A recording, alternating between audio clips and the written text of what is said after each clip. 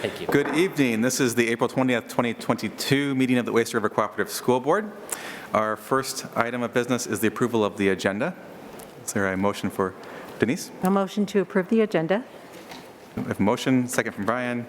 Any additions or discussion? All those in favor of the agenda? 7 in favor. The agenda is approved. Next is public comment. Anybody here for public comment tonight? If not, we will go ahead and move to the approval of the minutes from April 6th. Denise? I motion to approve the regular meeting minutes from April 6th. A motion from Denise, a second from Brian. Any additions or discussion, Brian? On page 3, under the Fall Spirit Collaborative, the motion, it says, Brian Cisneros made a motion for the athletic director to go into Portsmouth Cooperative for Spirit. That probably should be enter into a cooperative agreement with Portsmouth. So it's kind of worded, kind of off. That's all I have. All right. Others? UC? On page 3, Suzanne let the listening audience know that the competencies can be found at the district website. I think it's the high school competencies can be found at the district website. And additionally,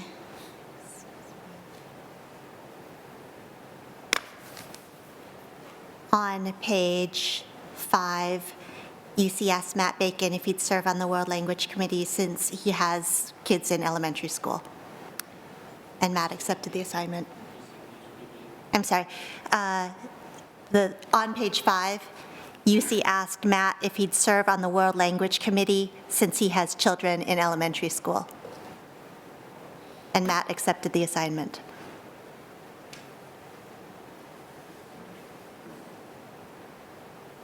Others? All in favor of approval of the minutes with those additions? 7 in favor. Minutes are approved. That brings us to announcements, commendations, and comments from the district.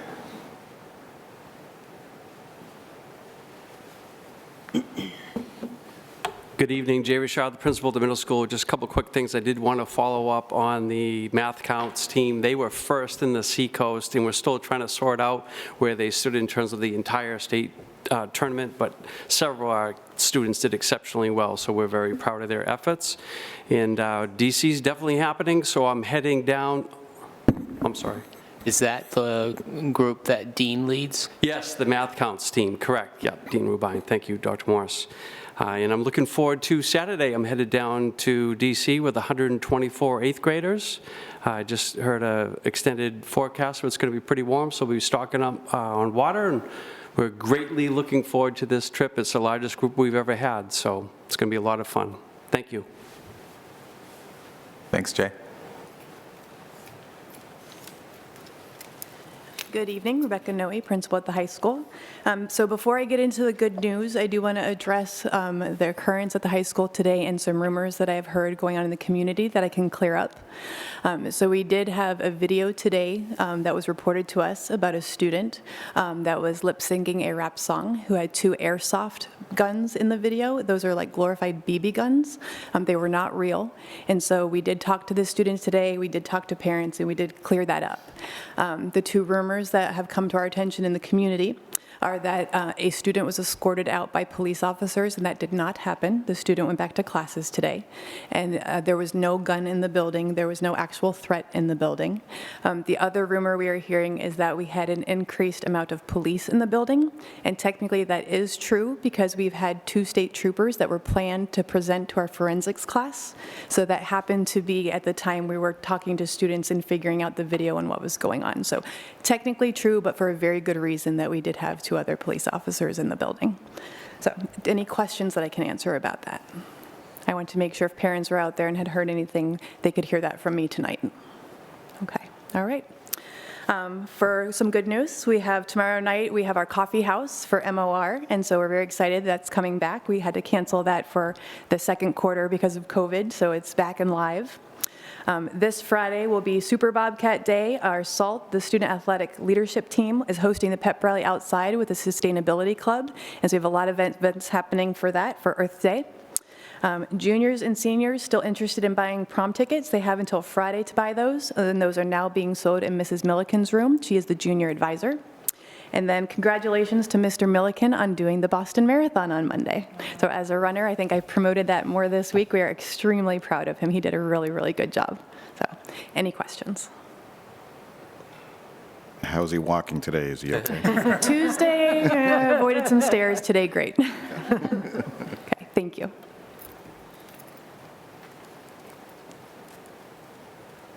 Others from the district and from the board? Denise? It is so wonderful to have in-person events and have things to talk about. And I've been very busy this week, but the one I particularly want to highlight is the Connect Suicide Prevention Training that Felicia Sperry and Kim Felch presented on Monday night in the new middle school. And it was a really hard presentation to hear, but I think it was so important, and they did a really good job. And I definitely would encourage parents, community members, if it's offered again, it's definitely worthwhile. It gets into, how anyone can help prevent suicide, so it's a really important topic. Thank you. On the theme of in-person events, I've had the opportunity to attend not one but two concerts in the recital hall at the middle school since our last meeting, and it's just a great space and for our music program and for our students. Yeah, it's really, really awesome. And my fifth grader really enjoyed the fact that the lights change color for their last song. The android attack? The android attack was green. Very Matrixy. Oh, I have one other one. I Sure. forgot. Oh, I wanted to also mention the amazing tour that the students on the Glacier team did today for sustainability and for our dedication of our solar array. And I particularly want to thank Sarah O'Brien and Kira Delmage, the two teachers on the Glacier team, for doing a great job of coordinating all of that and preparing the students. They did a fantastic job. Great. All right. That brings us to the district reports. Assistant Superintendent, Suzanne? Good evening. Just want to give you an update on summer. So we have three areas I'm going to talk a little bit about. The first is REACH. So today I put out another announcement about REACH. Some of you may have received that. And that's really to encourage people to sign up for the program. There are some seats that are still available for students. So if parents are interested, please do go in and sign up. And if the program is full, then you'll be placed on a waiting list as families plan for their summer. Some students are moving and shifting weeks. So we encourage people to sign up and to put their names on waiting lists if they're interested. REACH will be at Mast Way again. Unlike other programs, our ESY program and other summer programming, credit recovery in the high school and some MTSS work in the middle and the elementary schools, all of those programs will be at the middle school this year. So we will have two buildings being utilized this summer, Mast Way for REACH and the middle school for the summer programming and for ESY. REACH and ESY, those dates are July 5th to August 4th, so those dates are the same. The dates for MTSS work and credit recovery work for students, which is our summer programming through the schools, those dates are still being discussed, and a little bit of variation may exist on those dates. But REACH and ESY will be from July 5th to August 4th. And ESY will be Tuesdays, Wednesdays, and Thursdays, and REACH will be Monday, Tuesday, Wednesday, Thursday. So there'll be some, again, and the summer program is going to be separate. That's going to be school-based, and the MTSS teams at the elementary and middle school are working to identify students that may benefit from having additional programming in the summer, and the teachers will work with counselors and leadership at the high school to determine credit recovery and what that will look like. But that's where we are right now with our planning. Families will be notified of probably around the middle of May for ESY and for summer programming. So faculty and administration, everybody's still working on the programming for summer and for the credit recovery at the high school.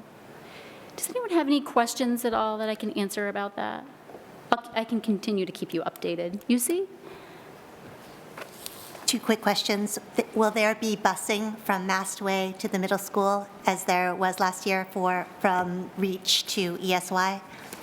So that will be discussed, will be worked out with Catherine and the ESY program, but we will be working, Catherine will be working with transportation on that, yes. And the second question, looking at REACH as a late registerer, it looked in many cases that there were spaces in the morning, but that Durham Parks and Rec was full in the afternoon.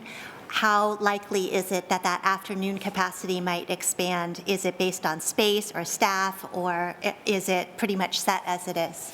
So the number of students right now for the Durham Parks and Rec, my understanding is that it's variable, but it's relatively fixed depending on staffing that they have.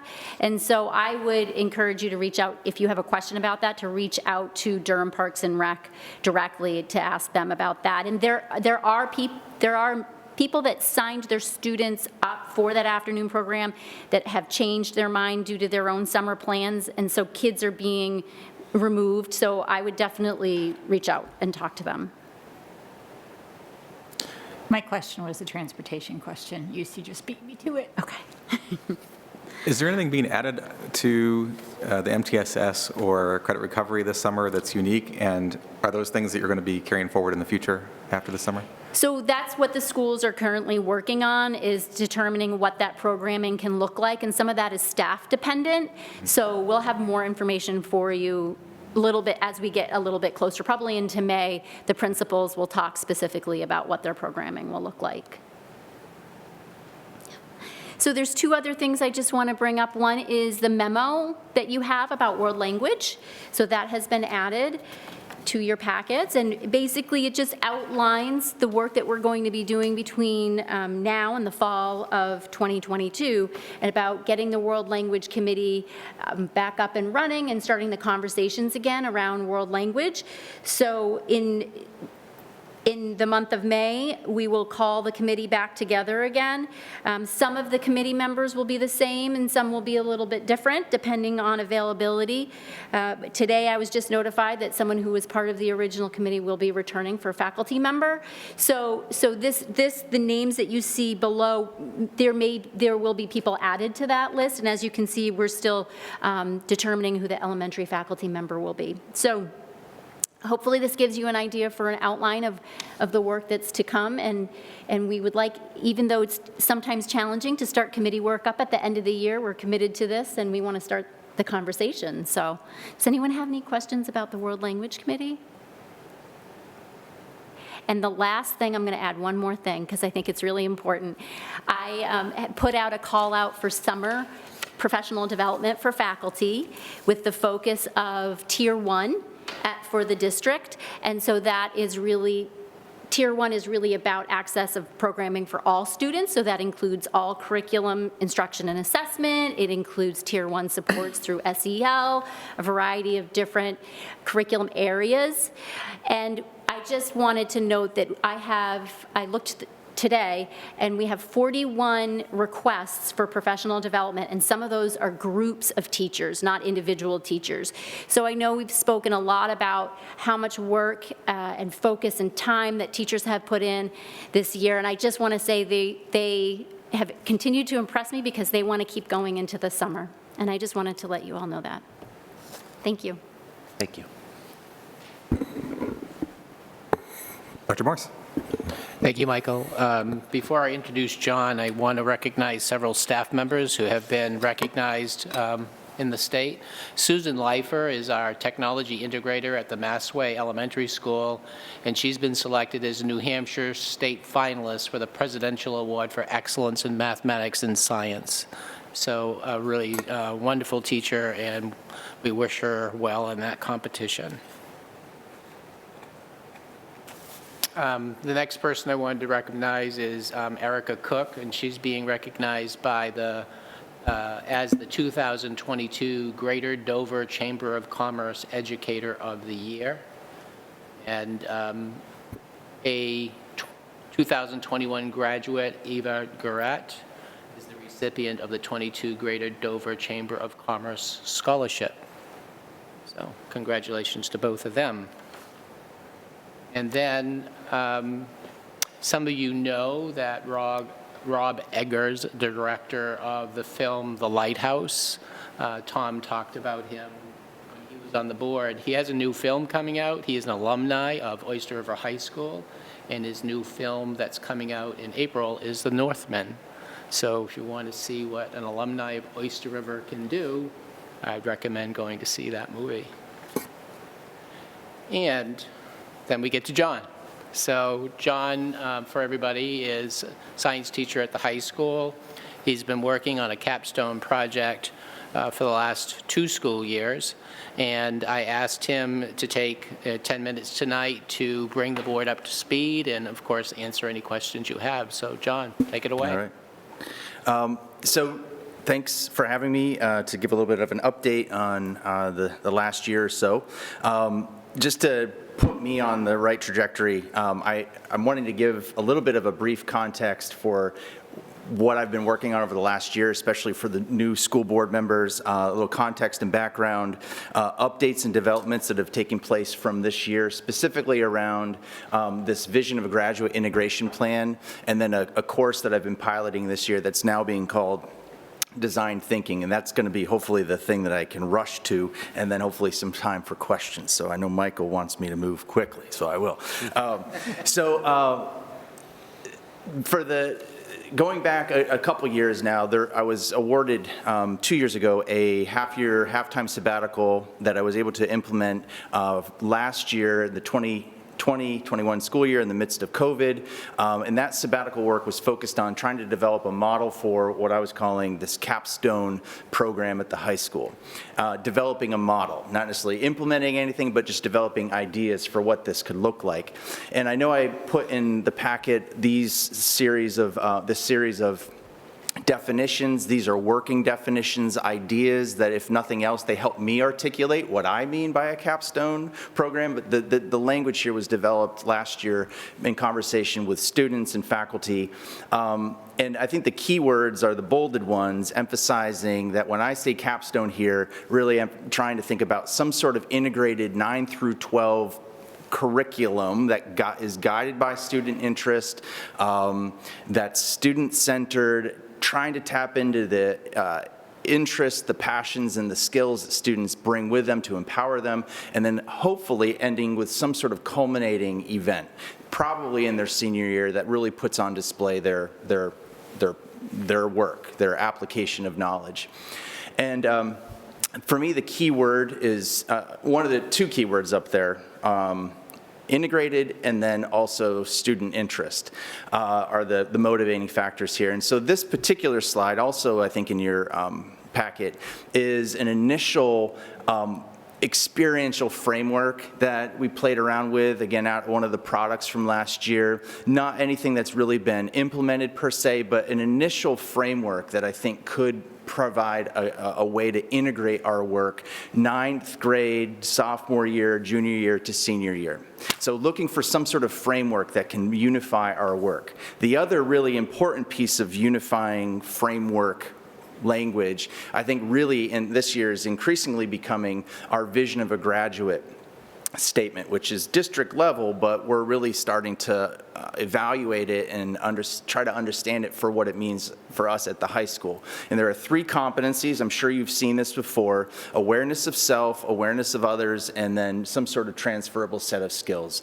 And this is hopefully going to start to really act as our guiding light, the North Star for our work, the end point for what we want for our graduates before they leave the high school.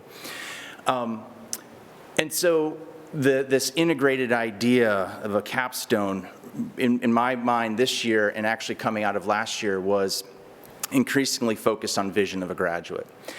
This slide here, sort of a set of lessons. I used this exact slide last year in the springtime, some of the lessons learned. I won't go through all of these right now, but language matters was a take-home message from last year. Integration matters. That was really borne out, I think, through the reading I've done, and something we should be pursuing increasingly at the high school level, trying to integrate our programming into some sort of coherent theory of experience. A third thing that I shared last year is that I think that we can do a little bit better for our students. There was a set of data that I'd collected. I don't know if you remember these graphs. I won't go into them in detail. But the tagline for some of these graphs that I shared, which were data from a survey that we had conducted, was we can push these curves further to the right. We can engage we can tap into student interests more fully. We can, at the high school, and the data that we have, in this survey, I think bears that out a little bit. Okay, again, product from last year.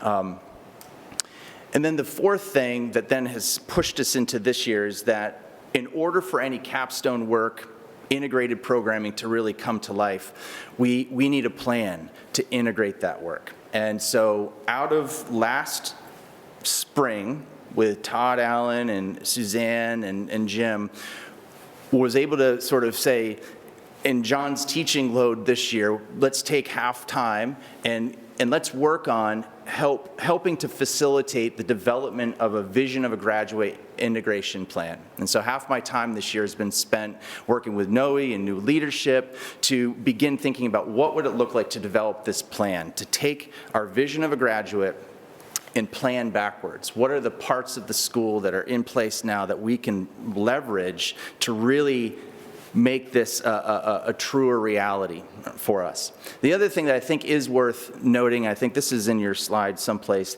that NEASC, our accrediting body, also is emphasizing vision of a graduate. This is standard 2.1, and the little blurb at the top says a school needs to have a vision of a graduate. And we have that. We have a vision of a graduate statement. The circled section at the bottom is saying that a school, in addition to the statement, really needs a formal process to assess and communicate, and I would add in, hopefully, allow students to reflect upon their growth in this vision of a graduate. And so the standard here, so we're intuitively wanting to integrate our work around vision of a graduate, and it just so happens that NEASC is saying the same thing, right? And so this year, through the course of this year, I've been meeting regularly with Ms. Noe. We've had many good conversations over the course of the year in a standing Monday meeting. We've led faculty level conversations and dialogue around the language of vision of a graduate. A little bit of the history of these three competencies for vision of a graduate. They were developed pre-COVID, then COVID hit, and then as a faculty, we really never had a chance to internalize them. And so the first few teacher workshop days, I can't remember the exact dates, but we took specific time out of teacher workshop days in small groups, staff teams to look at the language, talk about the language, and think about the implications of it. And then more recently, we've developed a vision of a graduate committee. This is going to be this is a committee that's going to be in it for the long term, and we're meeting tomorrow, in fact. Identifying, one of the goals is to ultimately identify areas of improvement, like leading into that integration phase and thinking about the vision of a graduate as a guiding document for us, and then ultimately to generate recommendations, both for the near term and the long term. The other thing, and this is the thing I'm really excited about to share, I guess, is the other thing that I've been able to do this year because of the integration work is to offer a one-credit independent study that I've initially called the Capstone Seminar, just to put a title on it. And the students that are working on this with me this year have done it as an ELO.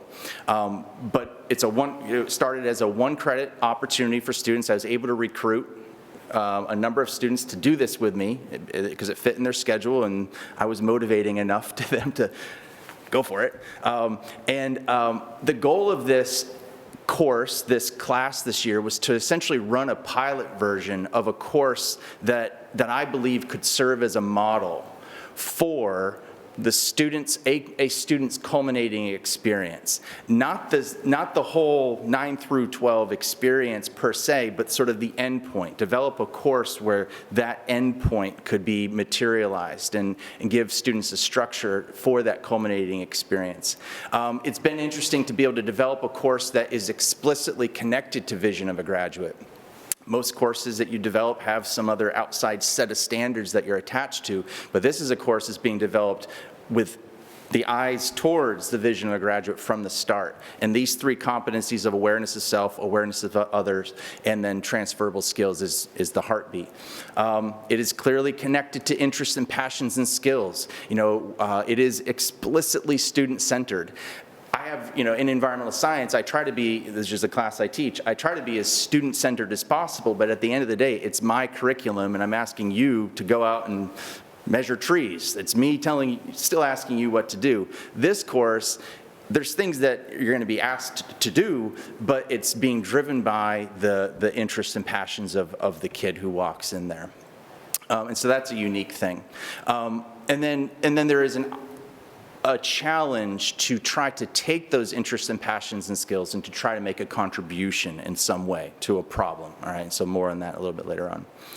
And so in terms of what I've been able to teach and what's being taught in this course right now in this pilot phase, I think one of the main things to emphasize is that it's emphasizing what's known as design thinking. And I know a number of you probably have experience with the idea of design thinking, but it is a process for creative problem solving. This 5-step process that challenges kids to define a problem, propose a solution, and a prototype, and then it's iterative in terms of there's a back and forth. Students get to learn from failure. They have time in this course, and that was a really interesting thing to observe and to see kids go through the process of changing their minds and have time to change their minds on the projects they're working on.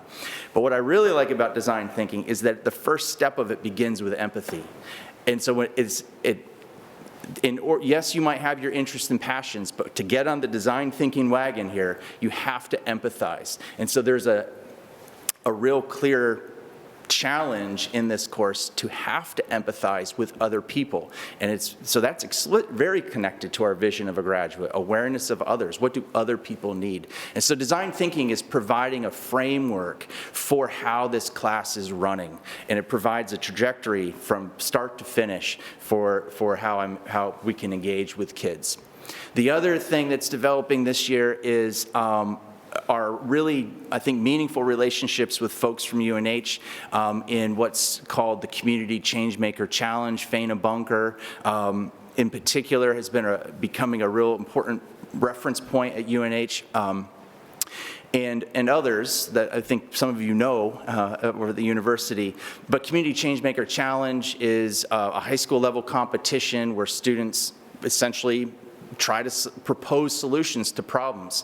And this is happening actually starting on May 13th. It's coming up. The 2022 Community Changemaker Challenge is happening in just a few weeks from now, and I have 2 students who are putting submissions in to this Community Changemaker event. And this really provides an important benchmark for this type of class and this type of programming that can really take us outside of the walls of this school. So important relationships developing there with UNH.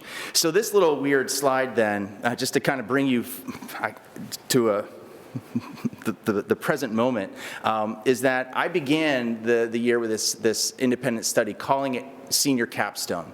But over the course of the year, and in my excitement of what was happening in the class, I started talking with Noe and others, like what would it look like to try to get this offered as an elective? Not just an independent study that you behind the scenes work with Mr. Bromley, but something that could start to gain a heartbeat within the school. And so that got us thinking about the naming of the class.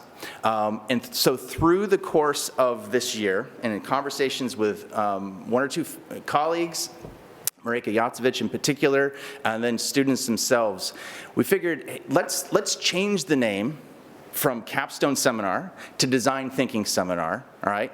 And so I'm now currently talking about this class as not Capstone Seminar, but Design Thinking Seminar. And there was reasons for that. So steps were then taken to put design thinking with that label into the program of studies. And so we were successful to hit that benchmark. The timing of it, it's like, we're building the plane as we're flying and always one step behind. But we were able to get design thinking into the program of studies as a formal elective for students to choose from.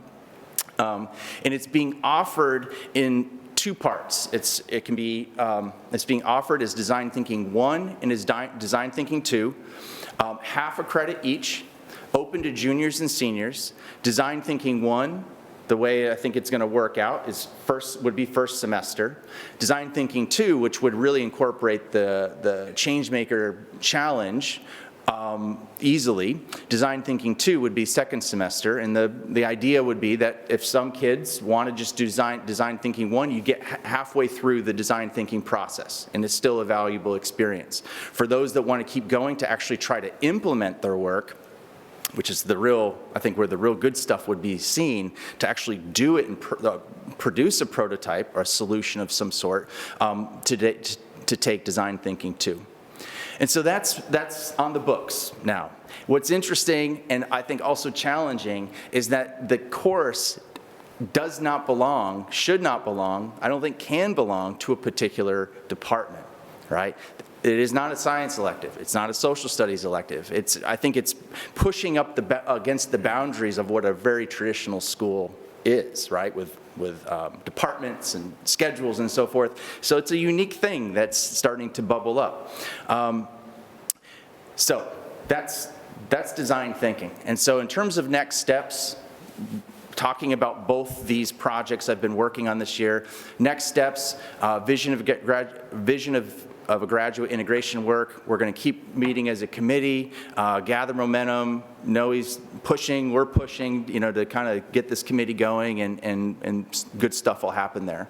But in terms of design thinking, I know what's needed, talking with leadership and so forth, really needing to build capacity so that it gets off of my shoulders, to expand the capacity to other faculty and raise awareness for students. So what I'm working on this spring as we move into next year is to first and foremost increase visibility and awareness of this class, and putting the salesman's pitch on with students as I see them and talk to them and try to inspire them. I think one of the ways that that's going to happen is through some end of the year presentations. Dylan and Will and a few others that I think I'll be asking to put on an exhibition of their work, maybe alongside the science showcase at the end of the year, if not in another way. And then to really start to invite other teachers to participate with me and others, in some sort of PLC, a professional learning community, focused on this class, refining what I've put together, tapping into other resources that I know exist, and in particular, continuing to leverage relationships with UNH.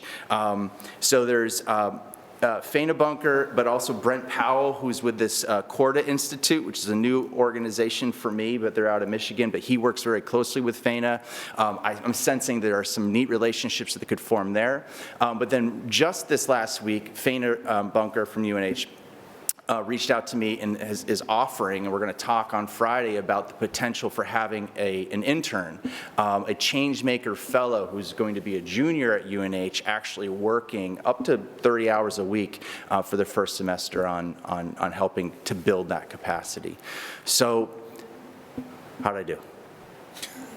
You exceeded your time, but it was okay. Okay. 10 minutes? I don't know. We had Plus a or balance. minus? You used 10 minutes. Okay. So that's my update. Awesome. So really, the update was to bring the board up to speed on the work. And I think what John has identified as the next steps is really as he articulated it, to expand this process out to his colleagues and have advocates in the other departments, because the center of this work is really crossing departments. And so John has been really the change maker, and in order for change to take root, you need to get beyond the initial initiator of the change. And so I applaud you, John. So change is, in school systems is 3 to 5 years, and so we're really still at the beginning stages of this work. And, we had conversations about John not doing this next year, and if John doesn't do it, then it dies on the vine, because right now he is the person who's carrying this water, and he wants to share that water with his colleagues, and that's the work for next year, and also expanding student interest. So we'd be glad to answer questions of the board. Two questions. First of all, just can you talk a little bit more in terms of the seminar? Are you envisioning it to be a daily class, or is it more, a class that's only going to meet periodically while students are working? Sort of how are the logistics of that, do you envision? Try to make this quick. I believe, given our current structure at Oyster River and just the culture, I'm convinced that it really needs to be a class that meets every day.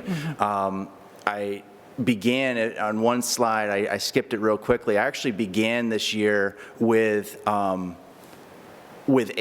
kids who had signed up, 4 who were meeting with me, G period, on the white days, and then 4 that signed up asynchronously, and no fault of theirs. It's just people are too busy. The way that the kids, they are maxed out. And so to not have it in the schedule, the way our school operates right now, I'm convinced it wouldn't work as well. And then the other thing, I think, different than other senior projects that are out there in public schools, is I think the design thinking component, to learn how to do it, to iterate, to practice presentations, to learn how to pick up the phone and call people and coach people through setting up online meetings with adults they've never met. That takes a lot of, I found it to be a really important thing to do with one another, and to empathize, literally empathizing with one another across the table, and you'd miss that if it was done all asynchronously or independently. So meeting, I think, in a class period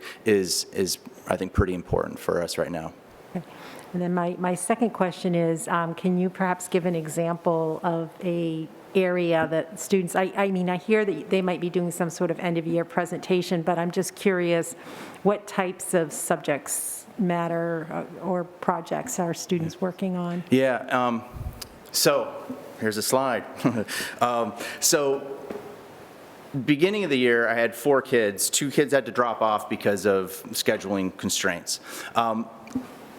Wide variety. And so the opening first quarter is really spent trying to figure out what is my interest, what are my interests and passions. And so, but where they've landed, the 4 kids that got to the middle of the end of the first semester, one student is really a really accomplished runner, and a trail runner in particular. And he would tell the story much better than I can, but essentially trail running and trying to get people out into nature, connecting with it more. But he's also come across with connections with Kara Sullivan, who teaches Lit in the Land. Again, these cross-pollinating things between departments, an article about eco-psychology and this key number of 120 minutes per week that people should be getting out in nature. So I don't want to steal his thunder, but essentially he's tapping into this eco-psychology concept, the social emotional well-being associated with being in nature, his love of running, and the Sweet Trail in Durham.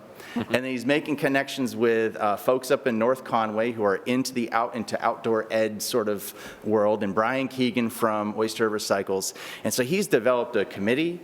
He's hosted a Zoom call with these folks, but this is real time now, trying to develop this 120-minute movement. So that's an idea. And then I'll skip a couple of these other ones, but then Will is trying to develop some sort of alternative model for grocery stores to reduce plastic waste in grocery stores. So he started the year focused on plastics, grocery stores. I think he's an entrepreneur that down the road, he's talking about opening a grocery store, not for this project, but this certainly could set him up for something like that. And then there were some other projects there as well. But, thank you. yeah.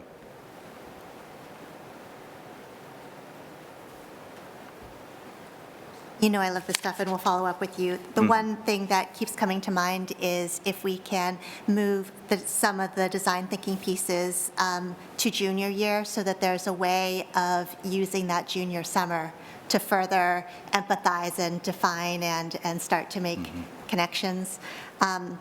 My question not related to this, but was on your slide. For the vision of a graduate, it looked like there was the requirement of specific and measurable criteria, and I wondered if the vision of a graduate committee would be looking at those and trying to develop those for Oyster River.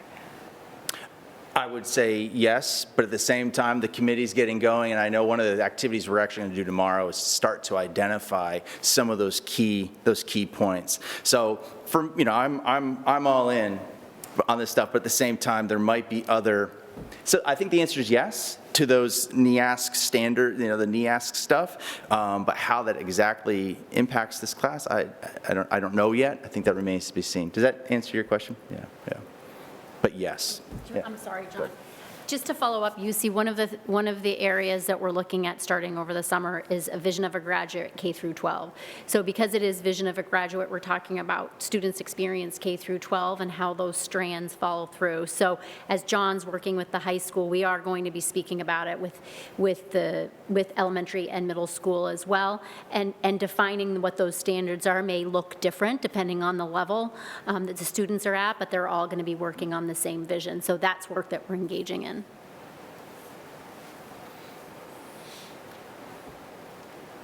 Thank you. Thank you. Appreciate it. Thank you very much. And toward our goal of providing the board a foundation for its goal-setting session later in the spring, we committed to making sure that we did an update on all the strategic plan components. We've done a number of them to date, and tonight we thought we would focus in on operations, so I'm going to ask Sue Caswell to come to the podium. All of the operations pieces fall under her leadership, and I'll turn it over to you. Good evening. I gave you a brief update on all three departments, nutrition, transportation, and facilities. Do you want me to go through those? We also have Jim Rozicki from facilities, Doris Demers from school nutrition, and Lisa Huppy from transportation. If you have specific questions you want answered. How do you want to go through this? Well, let's start with. Okay, we can the start with directors. school nutrition. As you can see, the upgrades to equipment weren't right where we wanted them to be. We do have an inventory for that. Doris has been working on that. We were able to repurpose some of the middle school equipment to other schools. Training is ongoing. We take advantage of workshop days to train the staff when we can. And of course, the new middle school kitchen is, I think, what Doris would love to have in all of the schools. Am I right? But she is looking at all of the kitchens to redesign somehow nominally and make them more efficient. And that's it for school nutrition. Questions? I know this might not be related, because I know it's not part of the strategic plan, but food service overall, I know my experience is the prices are going up and Supply. becoming more challenging, and It is very challenging. to the point where even now they won't even come back with bids because they don't know, the prices are so volatile, they can't lock into anything. So I know it's affecting me, you're bigger than me, so. Doris, do you want to speak to that? I know she belongs to a group buy, where another school district, she works with a couple of other school districts, so I know it is a struggle. So I do belong to the Seacoast Buying Group of New Hampshire, which we actually, a few of us, Exeter and a few other small districts got together. Bedford has joined us to give us a little more buying power. There's a big group in New Hampshire that I pulled out of because the better food that I wanted wasn't being accepted by the group. We're in the process of bidding right now. Request for proposals has been sent out to 5, 6 different distributors. I don't know if we've gotten any response yet. I know 2 are responding because I've had vendors telling me they're bringing samples. But yes, I'm hearing that, and I mean, we have a bid now, and half of the things on our bid are not available, so you end up substituting. However, we have included in our bid a clause where they have to give us a fee schedule on anything that we purchase off bid, and we can audit that so that they can't charge us, they can't make up for what they're losing on other items. But yeah, we're still in process. I don't know how that's going to come out. I've heard a lot of people saying companies will not bid. If you give usage, estimated usage, you're going to own it. All that is really scary because the last 2 years have not been normal at all, and even though our counts are up, we don't know if when families have to pay for their meals again, if they'll stay there. We're hoping they will, so. No, I agree. Yeah. Thank you. How about the student growing, the greens, is that still ongoing? So my kitchens have been short-staffed all year, so we have not been able to do it, but I've got two wonderful teachers who stepped up, Joe Boucher at the middle school and Dave McCormick at Massway, who agreed to take the grow racks into their classrooms and grow them there, and they are doing that now. So that just started within the last month, and I've provided them with seeds and soil, and hopefully we'll be seeing, I hear there are sprouts, so hopefully we'll be getting some of that before the end of the year, and next year, hopefully it will continue. Oh, I have one more question. I'm wondering if by next year, perhaps bringing back community dinners? Oh, I just told Paul Guskowski, I was at the sustainability at the library. They were doing a presentation there, and I saw Paul Guskowski and his wife Annie, and I promised him if things are normal, we're going to do community dinners, because we missed that. It was fun. It was a great way to get together and showcase what we do for our kids. Yeah, we tried to tie the community dinners into some event that was going on in the school so that we could draw people to experience what Doris does with the kids during the day, and it's really extraordinary. Thank you. And I've heard wonderful things about the pizza and subs at the middle school in the kitchen. Oh, the So, pizza oven. Yes.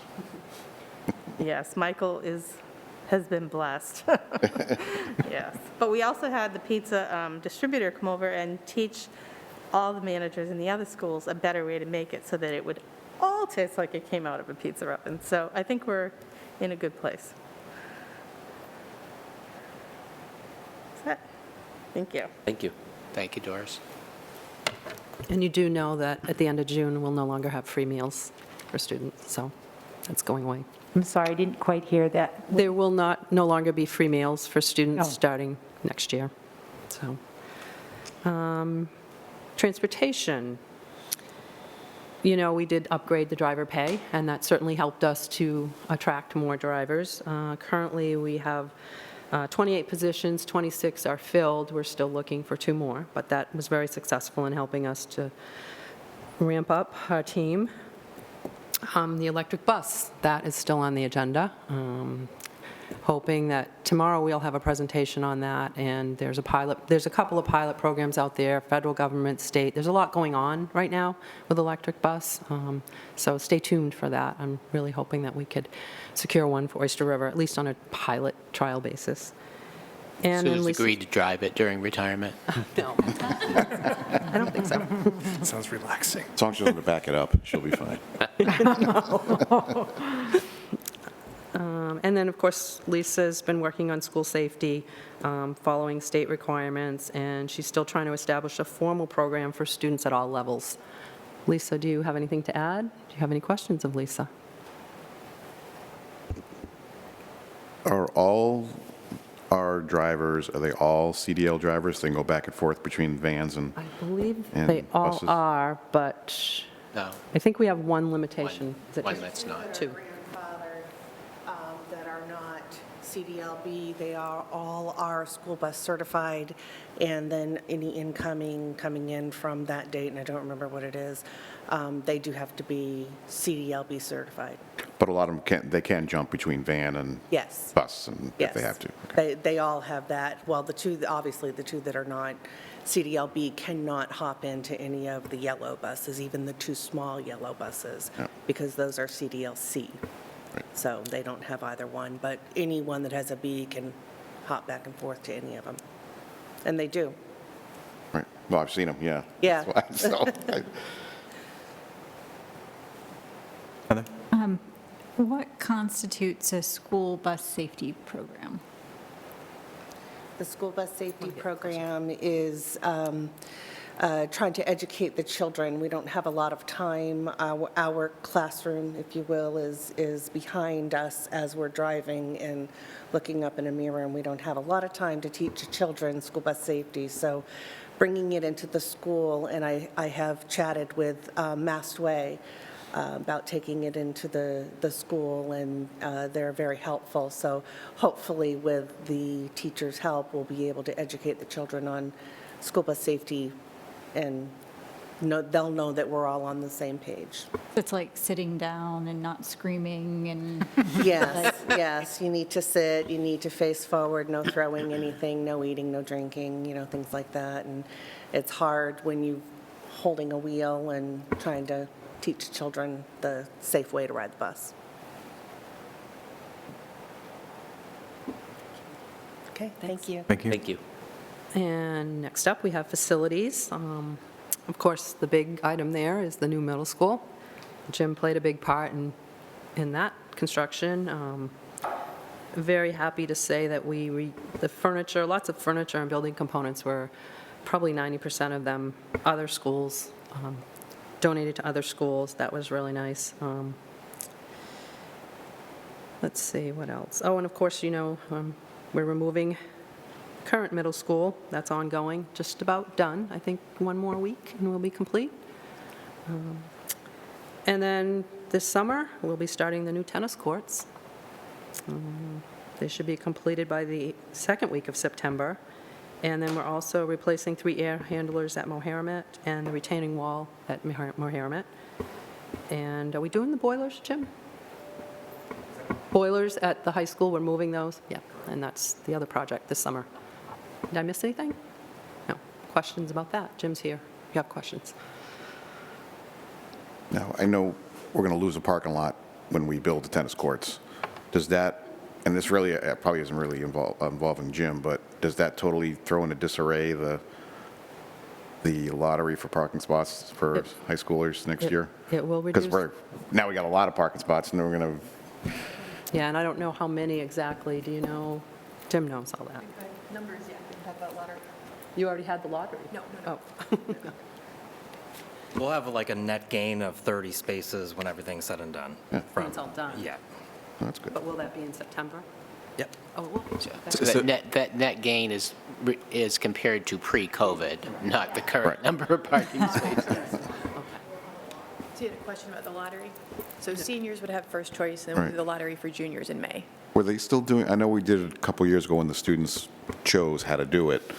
Was there like priority given to carpoolers or something like So that? yeah, my understanding, and Ms. Philpott might be able to speak better to that, that was Yeah. before I was here, but there was priority given to people who are carpooling, and then seniors, and then juniors.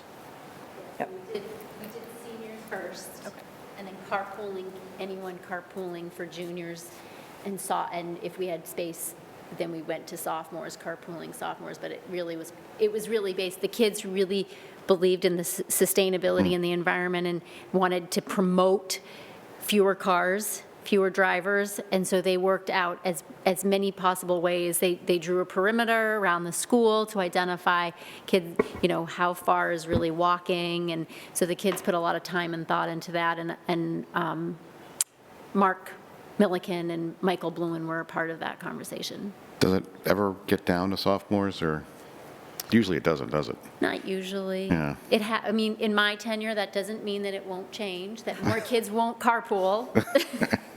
Are you still using that same system in the upcoming school year, Becca? So that's something that Mark and I are talking about, and we are looking at, and we'd like to talk to the class officers about.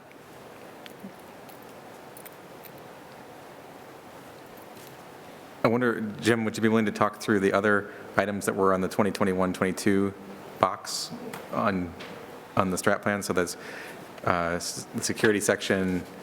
Are we really getting to all the rooms at Moheramet? And what does the 5-year beautification projects look like? Sure. Yeah, thank you. Yeah, just really quick on we had to shift the AC over at Moheramet just because we bumped up some of the AC projects over here at the high school. Like apart from the CIP, we approved doing the science wing this year, which is happening next week, and we made a big dent on the 3rd floor tower. So high school moved up, but Mohamed's pushed down. Luckily, we just had it engineered as well, so I have numbers. When we're ready to go for capital, we'll move it up. And then as far as the parking lot or the beautification, I haven't done anything that yet because we're a year behind on the tennis courts. So that's going to happen next year. So I think it would be helpful for us, well, for me at least, if we could mark up the summary pages with where we are today, what's changed from what was in the original strategic plan. That goes for these as well as the ones we're going to be looking at in the next Glad couple to hear meetings. that, Michael. That would be really helpful. Yeah, thanks, Jim. Thank you. Other questions? Just, Jim, just before you disappear, where are we on the tower side of things? You had the third floor done, and you prepared the second floor, but the second floor is not done, right? No, I'm sorry. We just did and focused on the third floor. That's all that we had money for. Okay, so the second floor is not done. Second floor is not done. We can explore it at budget time if we want to go forward. But now we have the cost per floor on what to do. It's in the CIP. It's in the CIP. I think the only risk to expect is increase in pricing. Sure. Yeah. Thank you. And that's it, strategic plan. So we'll continue this over the next couple meetings as well with updates to the rest of the sections of the strategic plan. Yep. Thank you, Sue. Thank you. I think I'm next up for. Anything else, Jim? No, I'm, hang on a second. There was something,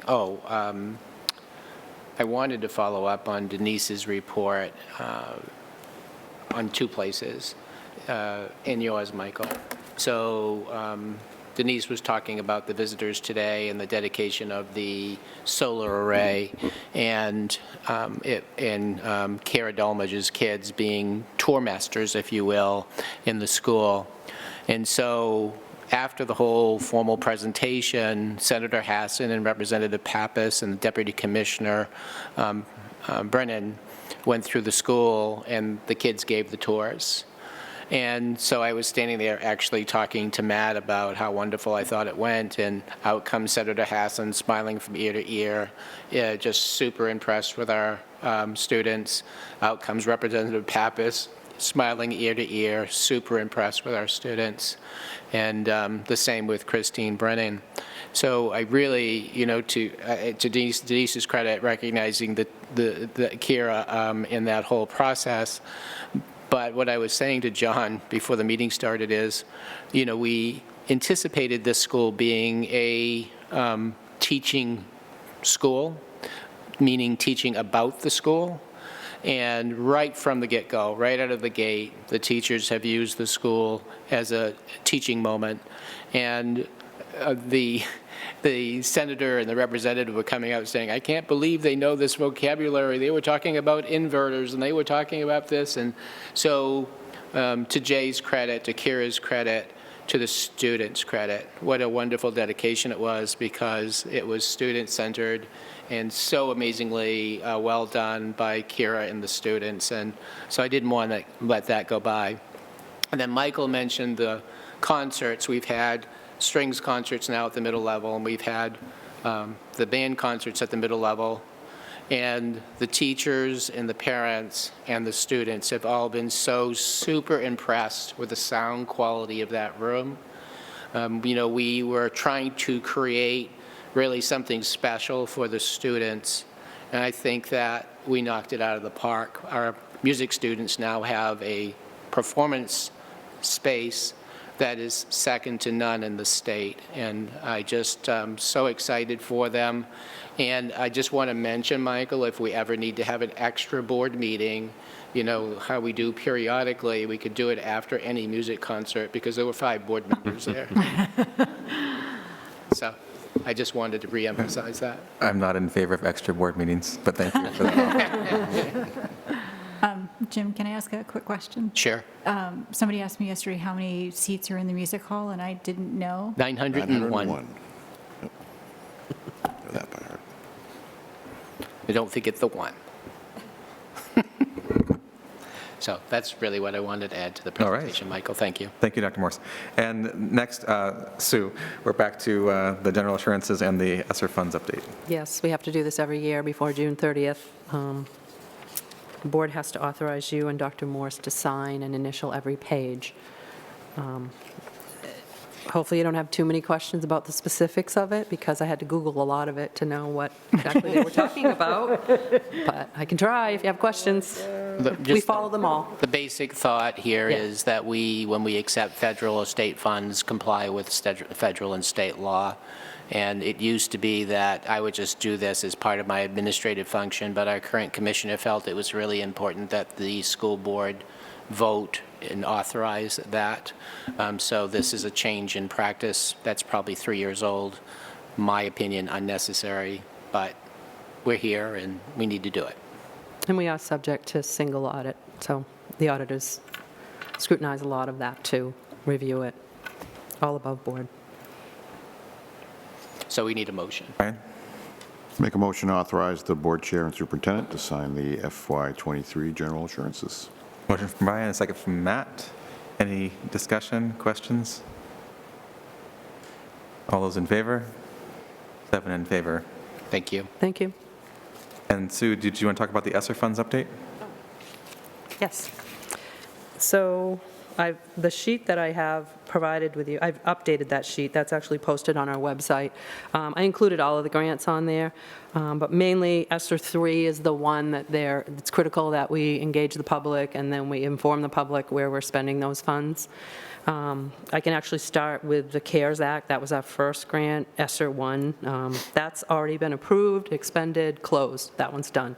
ESSER 2 is ongoing. We just actually got that one officially approved, and we are spending that on the items that are on the list that you see there. And then ESSER 3, we are in the process of putting in that application, and you can see the list of items that we're proposing that we utilize those funds for.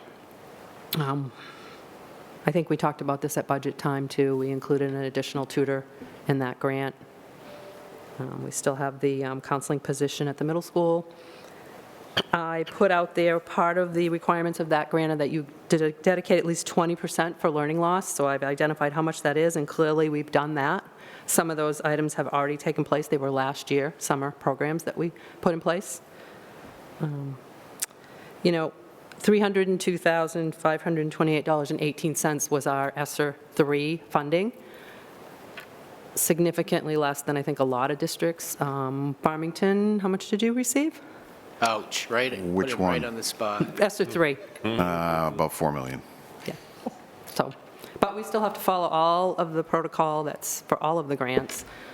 Reporting every 6 months, spreadsheets that are like 15 pages long, public input. This will be reposted on the website so the public has a view of it. So the Questions? distribution of those funds were based on Title I, free and reduced lunch. So even though it was a health crisis, it was treated as if it was educational funding, and that's why Manchester gets $95 million and we get $300,000. So, And just so you know, this was vetted with the administrative team, the principals, everyone met. We all agreed this would be the best use of those funds. Questions? For these funds in reaction to COVID, as well as other grant funds that we've received historically, I'm looking for those of you with longer experience, does the board typically then put the positions into the budget in the future? It seems that we did that for the tutors, for example, for this year. yeah, it's a way of easing into the adoption of positions rather than having them happen all at once. And when we create a position, we have that conversation about whether this is a future need or is this a one-time expense. So the positions that we did put in the ESSER funds were all long-term commitments that we would like to see administratively because they service our children in terms of the tutors who are struggling, in terms of the counselor, in terms of, our SEL commitments and so forth. So we transferred some of that into this current budget coming up, and we'll transfer some more in the budget following. So it's not automatic, you see. It's a matter of, this is a position, this is how we could start it, and then we'll reassess and then make a decision as to whether it's worthy of continuing. I wouldn't say it's a typical thing, because it's not typical for us to have full grant funding for full positions in this district. Yeah. And the idea was to tackle learning loss, and if learning loss has been tackled by then, you may not need the positions, but we may find that they're a good supplement to what we have, and we keep them going. So we always weigh that when that time comes, weigh the value versus need. And I just want to emphasize what Michael said. Typically, Oyster River is not a district that is eligible for grant funds. So, even though the dig is on 300,000 compared to 95 million, we appreciated the 300,000, so. So there's no action, this is informational? No, just an update. Yeah. Thank you. Thank you. Thank you. Olivia is not able to be with us tonight. Rebecca already read all of her items about upcoming events at the high school, so thank you for that, and we'll look forward to having Olivia back after spring break. There is no Finance Committee report. However, the Finance Committee is meeting tomorrow to, among other things, start working on the timetable for the 2023-2024 budget. Didn't we just finish the budget? Exactly. So look forward to that next time. There is no unanimous consent agenda tonight. So the next item here is the 2022-23 board meeting calendar. So you have a draft calendar in the packet. This typically gets adopted and then posted.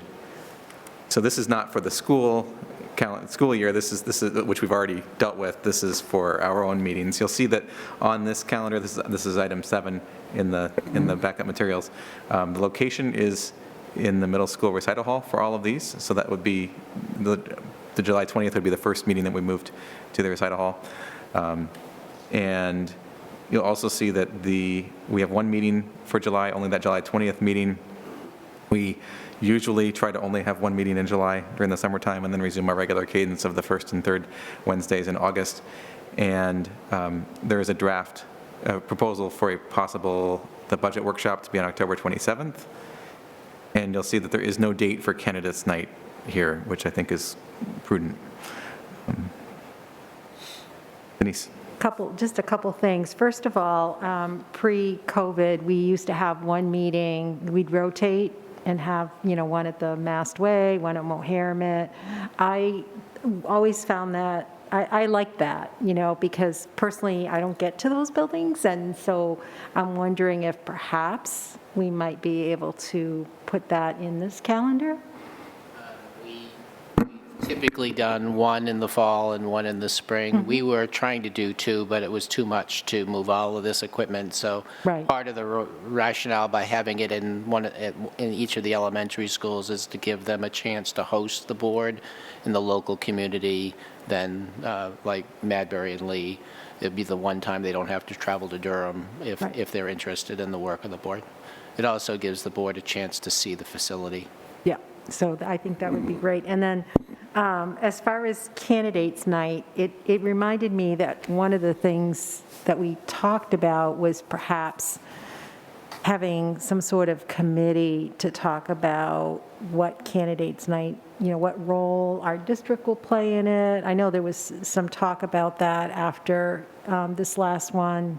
So, I think it's good to have like a placeholder in our calendar, but I think perhaps there might be something that we need to do in the fall to kind of talk about what we see as far as I know we've had the PTOs each take a turn sponsoring it, but I'm not sure if there's a better way to do that. And I think it's a valuable service. I think it's important to have it. It's just, what role will the district play with it, or the board or what have you. It's tentative. We did have that on, in the cadence for discussion topics in June Oh, okay. as a likely agenda item. Yeah. You see? Another question about location. After the beautiful band concert and also our quick conversation on rentals, I wondered whether our meeting in the recital hall is preventing or just making it harder for faculty to schedule school programs, or possibly taking away from rental opportunities for the community.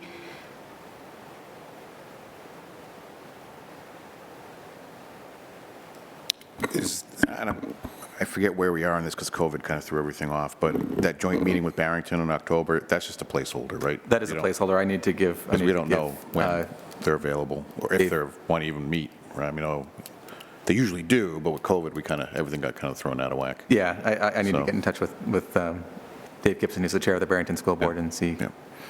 And is this the year we go to them, or is this, 'cause I think I remember going to them. They came to But they us came last time. here, and now we go to them. Okay. Most likely, yeah. Yeah, okay. And when we've done that in the past, we've done that on the night of one of their meetings, which it would just be, that would be the only only thing that we would do that night would be to meet with them. We wouldn't have our regular meeting that night if we went to Barrington, typically. But I will reach out to them and see if they're interested in putting that on the calendar for the fall. So going back to UC's question, the idea of using the recital hall was to get our communities into that space because it's an incredible building, and they're used to, seeing the high school, but they're not used to seeing that. So the idea is the school board would host there so that more and more people would come into the building. And it's possible it could conflict, but we've not had any conflicts yet. So just to further UC's point, I think it might be helpful for the board to let the administration know that if there is demand that is not being met by virtue of our regular schedule being in there, I know I would be happy to shift back to here to make that space available. See, we certainly don't need that space, but it's good to highlight it if it's not in demand. And we've actually set it up so that it would be far easier for Alex. So that when Alex sets up here, it's a manual setup where he's pulling equipment from hither and yon in the building and setting up. That building's been set up for a plug and play for him. So him hosting there is just a matter of him going into his technical closet and turning things on. It's much different than doing it here. It's much more labor intensive.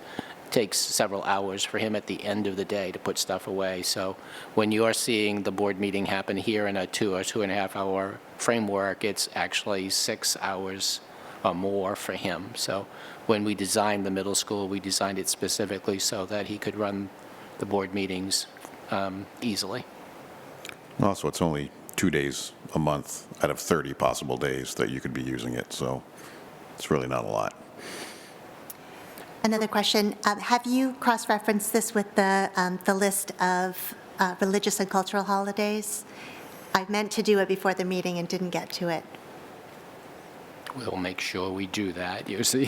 Thank you. Does this require 2 reads to adopt, or is this a single adoption? It can be saying, this is not a policy issue. Right, This okay. is your issue. So if you are comfortable and you want to adopt it, I definitely will follow up on to make sure we haven't hit any holy days from the various religions. I would prefer to see, the changes, possible changes, and just where the Mastway, the Mohammed would fit in before we adopt it, I think. Michael, the half-day budget workshop in October, is that usually a morning or an afternoon? It's usually a morning. Super interesting, Heather. It actually is. And we get food. And we get food. I feel like y'all are telling me lies to get me excited for October. Free food, That is great food. Doris provides wonderful meal for us. It's usually beef stew and apple crisp. 'Cause that's My what this- daughter dislikes the beef stew. My son likes it, but I'm like, that's Dr. Morris's favorite thing, child nutrition. It's, no, Mommy, no.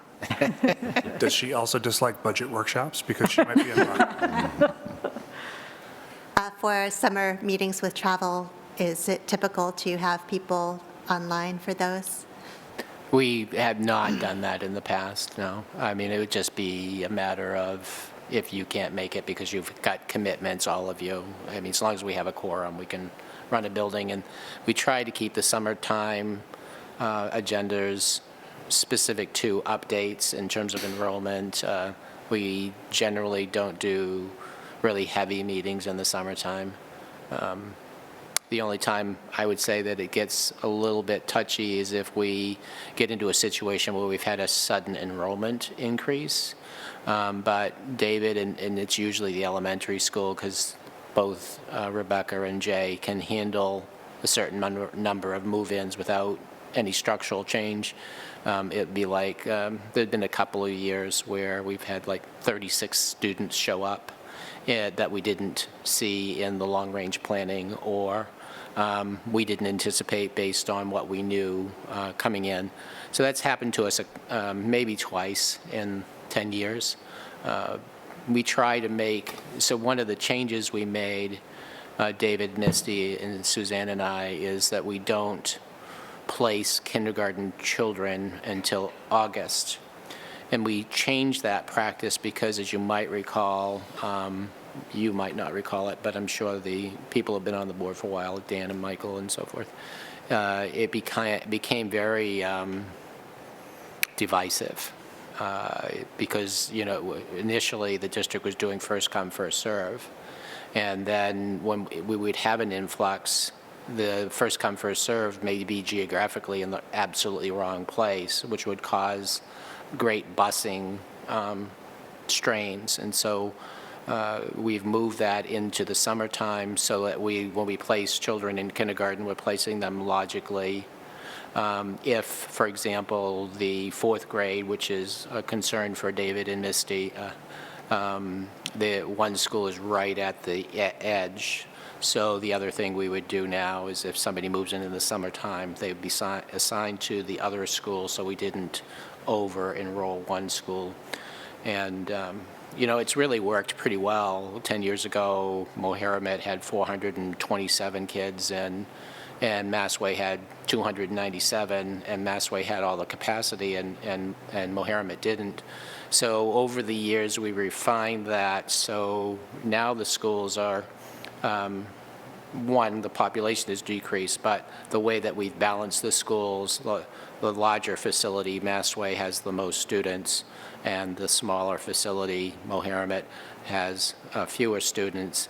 And that's largely due to this kindergarten, fourth grade kind of movement where we have move-ins, and it's helped settle the crisis kind of orientation of the summertime placement.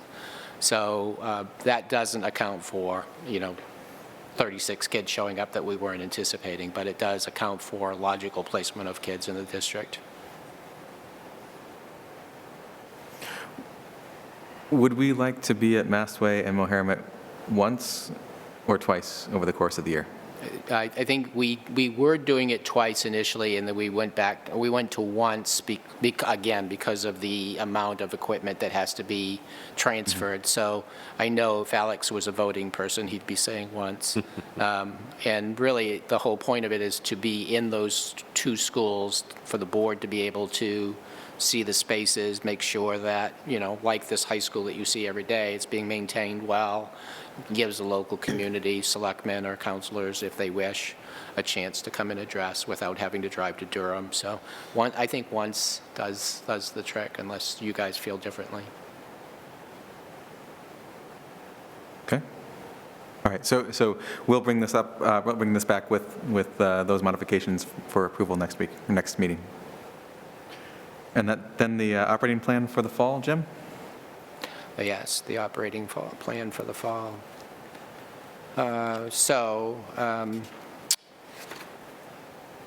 Lots of work goes into trying to make a determination around stop and start times, and I'm going to ask Sue Caswell back up to the podium.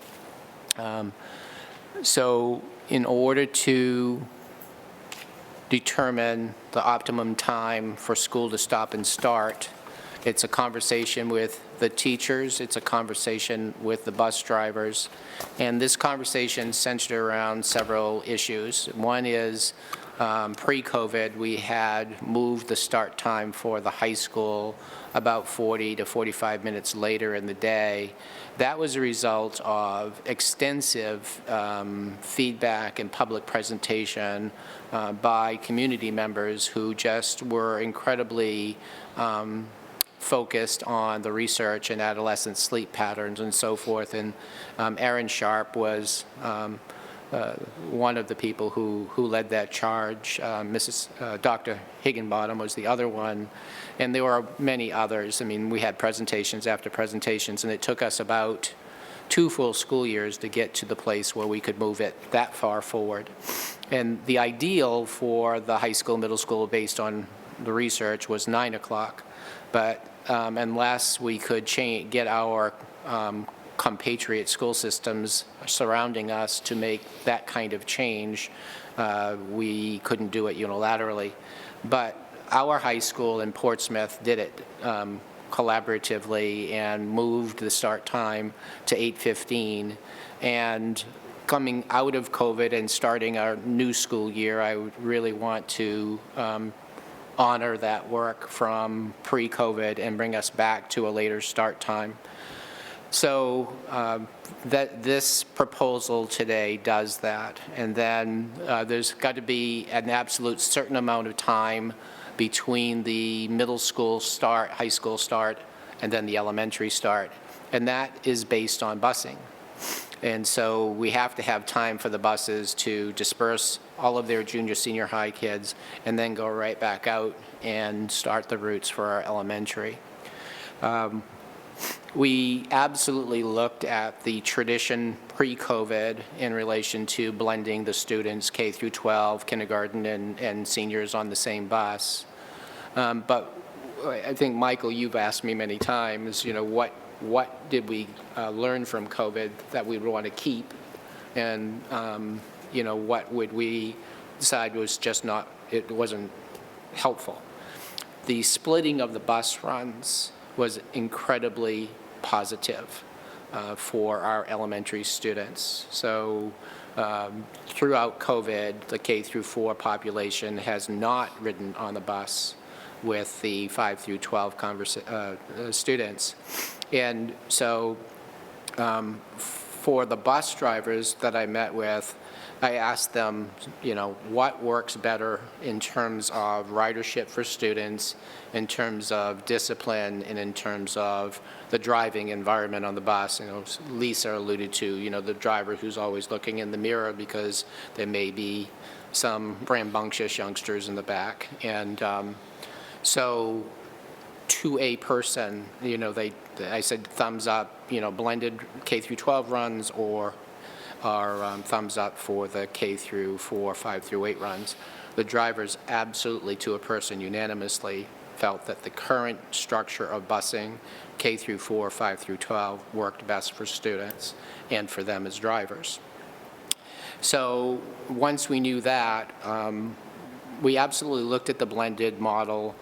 But when we started listing the benefits of the current model, they really outweighed going back to a blended model in terms of delivery of students. So under the blended model, it could take upwards of 45 minutes between the first bus and the last bus arriving at a school, which means that you have people out there monitoring buses for that time, and they always did a great job. But in the current model, you can have, as an example, I think it was 8 buses at Massway and 7 at Moheramet. 4 of those buses literally are sitting at the door when the kids are released. So the distribution of children to the buses is done in a much tighter and more efficient manner. So in talking to the bus drivers, they really felt the current model was great. The issue for the teachers is not about the busing per se, it's about the length of time that they have to stay to do duties at the end of the day. And so This does increase the academic day for the elementary, but it decreases the duty time for the elementary. So what I have shared with the teachers is that for the end of the day, their end of their workday, assuming they don't have staff meetings or committee work, the end of the duty day would be 3:30. And Lisa thinks that that's pretty reasonable, and she can do that. So the recommended times for starting school for next year for the elementary would be 9 o'clock, and the end of the day would be 3:25. The recommended start time for the high school and middle school would be 8:15, and the end of the day would be 3 o'clock. So there's time to pick middle school and high school kids up at 3 and take them home, and they get back to Mastway and Moharmet by 3:25? Some of the buses are dedicated to the elementary schools, so it's not, some of the buses are not coming from here, they're already there. It feels to me, is the high school day shortened a little bit? Because was it a little bit after 3, or is that what it's been? I think we grabbed 5 minutes from the high school in order to make So the 5 middle minutes, school okay. work. But I do want to say that there, in some of the schedule, Becca will speak to this, some of the scheduling work, there's actually less transition time that they're building, so that 5 minutes will be gained back in the classroom. Okay. I honestly forget, because it's been so long. How late a start had we established for the middle and high school before COVID hit and caused us to shift everything?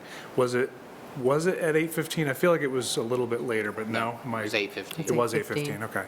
Yeah. This is one of the running questions of the district is, what time does school start? And you can ask 4 principals, and they'll give you different times. You can ask the central office, each administrator, they'll give you different times. And you can ask the community, and they'll give you different times. These are the times. So if anybody asks you, if you guys adopt this, then these are the official start times for school. Heather? The elementary school times, is that the same as this year? No, it's a No. little bit longer academic time, but less duty time. Oh, sorry, so I should know because I have an elementary school. What time does elementary school start? Is it 8:50? 8:50 is when the first kids come into the building. That's not when, right. Start time and delivery time are different. That's the running question too. So are you asking me what time did the buses get there? Are you asking me what time do we start class? Yeah, So 8:50. these are start class times. Okay, so that's similar to this year then, if delivery time's 8:50 and realistically start time's 9. So no change for the elementary school. Not at the beginning, there is at the end. It's a little bit longer class time, Okay. but a lot less duty time, we hope. So the other thing I should put out there to be, totally transparent, we have to remember that the first 2 weeks of school are a nightmare in Right. relation to busing. And that's largely due to when Lisa's building the bus, so a 77-passenger bus, she assumes that every single kid in the world is going to get on the bus, so it might have a list of 107 kids. So she does that to make sure she doesn't miss anybody, because we don't have any way of concretely getting an answer from parents, we're absolutely going to run the bus. That bus may go out, and the bus drivers for those 2 weeks is looking for all of those kids. And after the 2 weeks, we settle into, okay, so there's 45 kids on this bus because, all of those kids aren't riding. Pre-COVID, we were running about 80% of the kids using the bus at the elementary, K through 4, about 60% at the middle school, and about 40% at the high school. And we're still not there as we enter this spring. There's still a lot more parents who are transporting at the elementary level than we experienced pre-COVID. There's a lot less than at the beginning of the school year. And you can get a sense of that if you live in Madbury, and you can see where the parents do the drop-off. That was, at one point, 4 full cycles of parents. It's down to about 2. But 2 is still a lot more than we've experienced in the past. So part of what we'll hope to see over maybe not even one school year, but over several school years, is that reliance on the bus system increasing. But it's really convenient to get up late, drive your child on the way to work, and keep on going. And both Massway and Mohammed have done a fabulous job in managing that. It's just an incredibly labor-intensive practice for that to continue. So we're hoping that we can diminish that. This looks like it's an even shorter elementary day than this year as well. Is that? No, it's a longer elementary day. Currently, the elementary day is 3:10 or 3:15. No. The handbook says 3:35. So Yeah. I think it would be, Yes. I don't know if we need to clarify what these different times are and what we're actually voting on, but it looks to me like we're making the day shorter for elementary and the high school, and we know that we've already got a relatively short elementary school day. Yeah. So before we, that seems like a significant, I mean, I know it's only maybe 10 minutes, but it still seems like a change and maybe not the right direction. So it would be helpful at the next meeting because both elementary principals will be here and they can really speak to how it operates there. Yeah. I feel from like being there for after-school clubs, they started dismissing buses somewhere in the 325, 330 range at the elementary school. That's right. I feel like that's what's happening this year. All right, so I think we can clarify what the different times are that are Yeah. on either end. The other thing I think would be helpful is just to verify with the Barrington administration that the high school times work from their logistics as well, if they have any concerns about those Yeah. times, since they run a bus. They were running them pre-COVID, so it's just, they have 2 dedicated buses to us, so it shouldn't make any difference, but I'll check. All right. It seems this is, plus or minus a few minutes, but generally at least the start times where we're going to end up. I am curious about the later start time with the goal of 9 o'clock, what that would take in the, in the longer term. And for districts that do that, how does the busing work? So, they have, so pre-COVID, honestly, Rochester was in serious conversations and Dover was in serious conversations about pushing their start time. And the whole issue on pushing start times later involves athletics. So to get to 9 o'clock, you'd need to have a regional agreement on pushing it that far. We pushed it as far as we could independently of the other school systems other than Portsmouth. But then you get into, the implications of us being completely out of whack with the other high schools. And what that means is that you would release kids from their academic day earlier in order to accommodate other high schools that are significantly different than ours. And, we try, Andy tries valiantly to try to minimize as much of that as that happens, but there absolutely are sports where skiing is a good example, where kids miss a significant amount of academic time in order to participate in that event. And so when we start pushing, if we do it by ourselves, we're going to end up with a lot of instructional time impacted. So it really requires a cooperative effort. I guess my question is, if that weren't a constraint, would we still have the constraint of 45 minutes between the start time of the Middleton High School and elementary? So a later start at the upper levels would necessarily mean an even later start at the elementary levels, and is that what other districts do? Well, the option that's radical that's there is you just flip your high school and elementary start times. And when we had that conversation in the district 5 years ago, maybe 6, elementary parents were not interested in that whatsoever. It was pretty adamant that if you're going to adjust, don't adjust it on the back of our babies. So that's where the conversation was 5 years ago.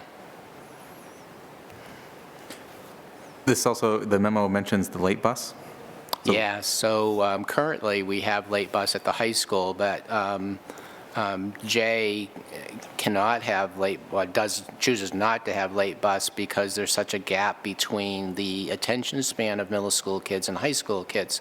So there's a lot of activities that go on at the high school that end later, and in Jay's clubs and organizations end probably 20, 25 minutes earlier. About 4 And so o'clock, it would involve him having a staff present to supervise middle school kids. So this adjustment allows Jay and Rebecca to put their schedules in sync so that we can bring back late busing to the middle school. Starting in the Next fall. fall. What time does the late bus run? 4:30? It was about 4:30 I'll last get night. They get out at 4:05, the buses leave about 4:15. Well, no, that's From the middle school. currently right now, it's 4:35. 4:35. Right.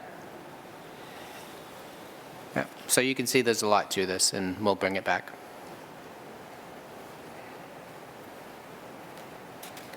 All right, and then in addition, so we talked earlier about having a light agenda come the summertime. Talking about what's going on in the fall now and getting some of these things rolling or even kind of locked in is part of that, part of not having these things be sorted out by either the board or the administration over the summertime. So the other couple items on the list here were COVID precautions and the middle school master plan. And the middle school master plan is not tied to COVID. It's that we had said we were going to revisit that when we had the advantage of the new building. So Becker and Jay have been working collaboratively to align their schedules more closely. So the limitation that Jay faced in terms of aligning with the high school in the past was the building itself, the old middle school, prevented a lot of decisions that we can make now with the new middle school. Becker and Jay have been meeting for literally weeks and trying to purposefully align their schedules. The rationale behind that is we have a number of middle school children who go to the high school for their math instruction. We anticipate that will also happen in world language. We have teachers who bounce between the middle school and high school, and when the schedules aren't aligned, we're wasting a lot of instructional time. So I'll turn it over to Jay and Becca. Great, thank you, and it's been a lot of fun collaborating with Principal Noe, and the truth is we started talking about scheduling this past fall, particularly at the middle school with the opportunities about moving into the new building, which is, you've heard me say it several times, but it continues to be wonderful. Things like scheduling, the cafeteria around Andrea Von Oyen's string program, because the cafeteria was her classroom. So there's so many different positives. And I just want to mention briefly, even about the proximity of the two buildings. It does, you wouldn't think it was much, but even when I take a walk from outside the front doors to go down to the SAU the other day, it's much quicker. I'm sure Dr. Morris can attest. When he comes up to visit, he used to have to walk all the way up the sidewalk to come into the front entrance, and it's quicker. And our staffs continue to collaborate. You'll see our staff, we still do not have a field. We'll have that in the fall, but our PE staff has still been collaborating with the high school PE staff in walking up to the high school field, which we're grateful for that they're allowing us to do that. Again, they've been great through this entire process, but it's a lot quicker too. So just some simple things, and also one of the things we've been collaborating on, just having commonality in terms of our schedules. For example, like we run a blue-white schedule. It's a 2-day rotation, and Principal Noe's been wonderful to work. We've been talking about that and having common schedules, having same blue-white schedules. I don't want to talk about your current schedule. So currently, it's the blue-white schedule and then a skinny day, or all the classes on the Bobcat Day on Fridays usually. And so I did take a survey of staff and a separate survey of students just to get their pros and cons and what their experience is on Bobcat Days. And so while we're talking about all those things, we're taking those into consideration and looking at the draft of a schedule that we could possibly run next year. So one version is blue-white days alternating to match the middle school, and no Bobcat Days. So the amount of transitions on Bobcat Days also just take up a lot of time. So the time that Ms. Philippone referenced, that we might lose those 5 minutes, we actually gain back more than that between the 7 different classes we'd have to transition through on a Bobcat Day. And that is consistent with CTE schedules as well? Actually, it works out better for CTE because they miss less classes. Like on a Bobcat day, they would miss different classes than they would miss on a blue or a white day. So it actually works out better for those kids. And just an offhand fact, we actually have about 96 kids signed up next year for CTE. Wow. So the numbers are rising. And so in the schedules we're looking at, we're trying to account flex time and how can we make sure CTE students are getting that type in their schedule if they're not there in the morning. So all the different things we're looking at when we look at a schedule. Again, I just emphasize like something like the blue-white, even as a family, right? So if you have a middle school student and a high school student, knowing that it's a blue day at the middle school and the high school, it sounds very simple, but it's a big deal for families to know what day you're on. So consistent things like that, I think is just very helpful. So we're glad to answer any questions. Yes, Brian? Jay, I know when we originally designed the school, we were going to cut the lunches from 4 to 2.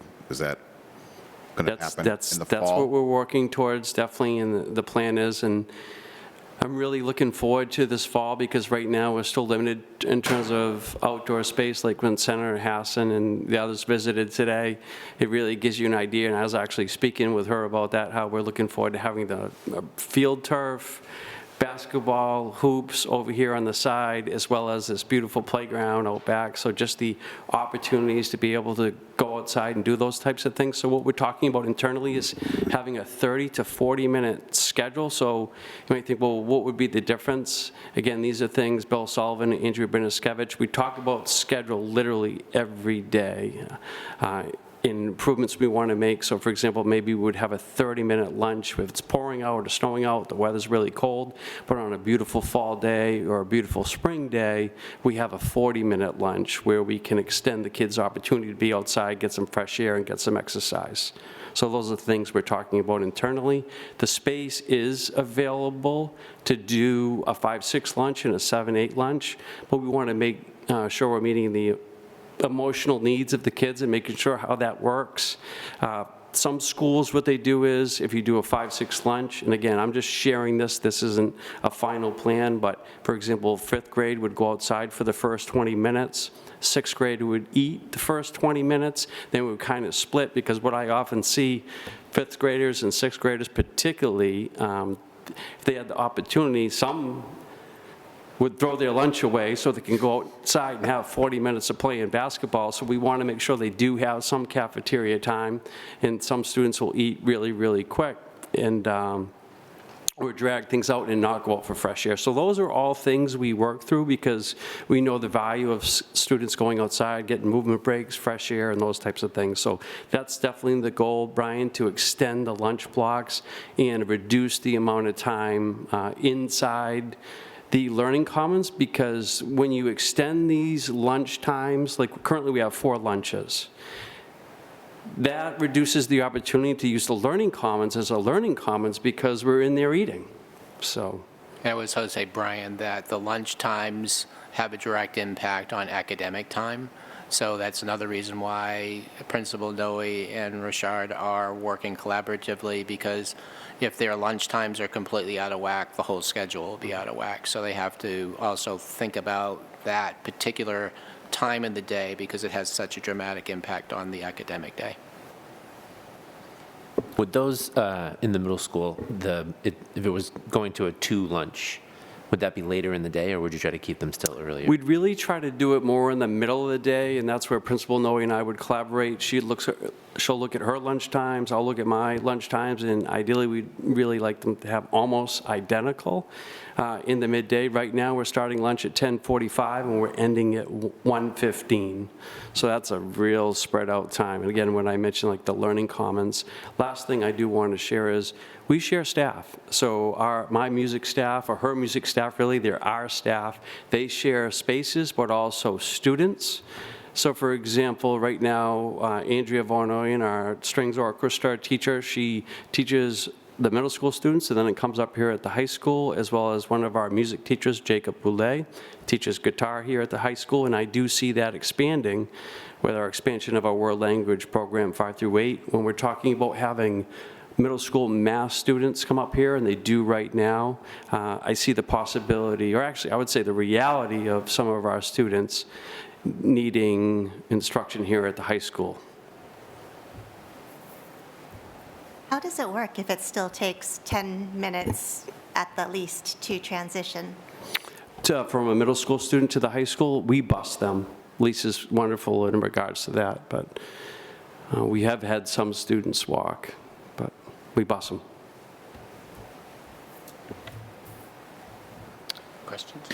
So just to provide context, so the start and end times, that is a schedule calendar item that will require board approval. The schedule within the school day does not. That's an administrative item. Although I think it would be, I imagine the rest of the board would be interested in hearing how this all settles out as you work through that for the fall plans. Absolutely. Yeah, we'll bring both of the principals back when they've got a concrete proposal that they're ready to share with parents. We'll want to make sure the board sees it first. Mm-hmm. Yep. Great. And then the other item on here was COVID precautions, and I think my understanding is that at this point, the intent is that the only COVID-specific precaution that would remain in the operational plan is the enhanced custodial work. Yeah, so we invested in the bus cleaners, the spray event that they do between runs. We would continue to do that because that's really just best practice in terms of cold season, so there's no reason to stop it. And Jim Rizicki's invested in, some really effective cleaners that are healthy for our students and staff, but also best practices in terms of continuing that work.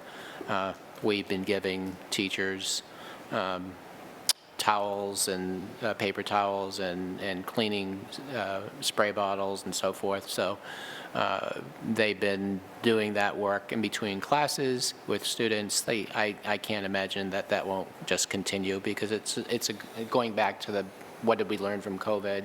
These are really good practices that we would continue. The legislature, the state legislature, has taken away all authority of the local school board to implement mask mandates. Most likely, the university, I would anticipate, will stop the SAS program soon. So the testing, if COVID comes up, will be a parent taking their child to their local physician or using the at-home testing. And so a lot of the preventative measures we put in place just will be sunsetted as we end the school year, including the 6-foot distancing in the cafeterias. So we've maintained that. That's probably the last social distancing piece we've hung on to, largely because kids are eating, and we're not going to change our master schedules at the middle school and high school at this point, so there's no reason to stop. So what we're seeing is little by little the practices we had in place for social distancing, masking, and testing will dissipate this year, and they won't exist in the fall. All right. Any other questions or comments on the operating plan for the fall?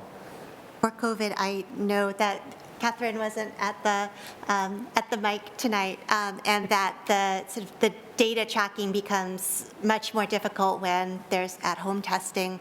It feels like, as a board, we should have updates on the continuing pandemic, even as it shifts. And so, do we have plans for that?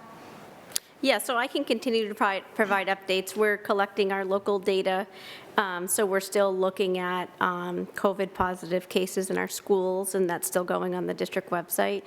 We were going to talk a little bit more, at the end of the year into the summer of what that might look like if we continue to collect that data. I think Meharmet might have the most cases right now, which is 6. Compared to middle school and high school. High school actually just entered as 5 today. So it's kind of staying at that local, that local data is important to us, just to kind of look at that. And we're not, remember, doing contact tracing and anything, but it is giving us an idea of how things are going. It also helps, for the community to be able to access some data, but certainly that is still underreported likely. In terms of what parents are turning into us for home test kits and things like that. So we'll continue. I can provide updates as the board wishes. I can, talk about any changes. We've talked as the nursing department, and I have talked about seeing what comes out from DHHS this summer. Will there be anything? We suspect no. And so that's why we're really looking at helping to pave the way for creating some more normalcy around opening and what that looks like, and reminding people of other, good hand hygiene and all those other practices that are good anyways, and how important that still is in preventing, spread of the virus. Right, and we don't want to make work and report or for the sake of having something. At the same time, we don't want to pretend that it has completely gone away. Looking at some graphs, cases are higher than they were before masks have been removed. So I don't know how other folks feel we should sort of keep it in our discussion without being onerous or taking too much time. Yeah, and I think until DHHS says there's no longer a quarantine and isolation requirement, I think that's when we would sort of stop our data collection, because that's part of our data collection is if you're quarantined or isolated, that's showing that you're, COVID positive or potentially exposed because you're living in the household and not vaccinated. So, those pieces, I kind of feel like it's going to go away this summer. It's just kind of reading the room in terms of some of our school health partner calls. I could be wrong, but, if that date, if they decide to no longer require quarantine or isolation, then it's different data at that point. I don't think we'll have as many cases to report, because it's going to be managed like you are sick, you have a fever, you have vomiting, other symptoms that keep you out of school, which was our general practice before COVID. Yeah. Thanks, Catherine. You're welcome. Thank you. All right. On to policies. We have 3 policies for first read, and they were all, vetted through all the administrators. The changes, there's not significant change other than the drug and alcohol use and possession by student just lined up with our discipline, our new discipline policy. So I don't know if anyone has any questions about any of the policies. The drug and alcohol policy has a specific term, violation of a safe and orderly environment. Is that significant in the section that was changed? I believe that has to do with the discipline, the new discipline policies. It's a reference to the language in the new discipline policy the board adopted that was required by the state. Heather? In policy IMBC, the alternative credit options, the assessment or sort of the plan requirements were struck out. I was curious why. Because with the pandemic and now we have more online learning, so it's different. There may be other times where perhaps there is some sort of online learning going on. It was different pre-pandemic. The one policy that's related to all of this that's not in the packet tonight is the distance education, which we are in the process of doing like a major revision to reflect all the new, basically the new options that students have now. So that, and please correct me if I'm wrong, Dr. Morris, but that's the reason that it was basically taken out of here, is because of the different nature of distance education, and some of that is going to be in that policy. And it's also, this is a compatible policy with our extended learning opportunities policy. One of the things that our school board has done that I'm incredibly proud of over the years is continuously revised our policies so that students have more and more flexibility. If we go back to John's presentation as an example, 10 years ago, we basically prescribed every single thing the kids would take at the high school. And we very deliberately looked at that about 6 years ago and said, look, if we're going to make this really student-centered. We need to give student choice. And initially, it was through, alternative learning plans. Then we engaged extended learning opportunities. Then we added UNH and the community colleges options. And so over these last half dozen years, the board has been very deliberate in providing opportunities and policy for students to make choices to choose their own path, especially in the junior and senior year. So how does an alternative credit option differ from an extended learning opportunity? I invite Suzanne to give you the particulars. So an ELO is a type of alternative credit option, but there are other times where students may work with Sean Peschel, they may work with their case manager, they may work with a variety of different people to create a plan that is sort of outside of the norm. So they could be doing curriculum work that is across two disciplines, like in English and social studies, cross-discipline. Credit earning option, and so that would be, you could create that could be an ELO, but it really that might fall into this category of an alternative credit option. The policy that I would encourage you to look at is the extended learning opportunity policy to kind of get a feel for what that's like, and the R document that's connected to it, because that speaks specifically to that as well. Other questions? We would be looking for a motion for a first read for these policies. Brian? So moved. So we have a motion for a first read on these 3 policies. Second. Second from UC. Any further discussion? All those in favor, doing first read? Thank you. 7 in favor. Any committee updates tonight? Policy, we re-elected Denise as chair. Unanimously. Denise actually voted for herself. Finance is tomorrow, so we'll elect a chair then. And communications, in relation to communications, Amy Sterndale is going to be providing a workshop for the administrators coming right up. We're pretty excited by that. And we're just restarting up our committees, Michael, so there's not a lot going on yet, but there will be shortly. Oh, yes, the DEIJ search, the organizing committee met. It's about 15 strong. We have every stakeholder group well represented, from parents to students to board members to teachers, so administration as well. We had 42 applications, 18 were completed, and we screened 6 in for the committee to interview. I think the 6 look pretty good. We did a little twist to our application process, included video, and that was helpful. Part of the reason I did that was I was actually copying something that Jay does that's very effective at the middle school, but I also did it because I wanted to hear whether the applicants were good public speakers or good speakers in general.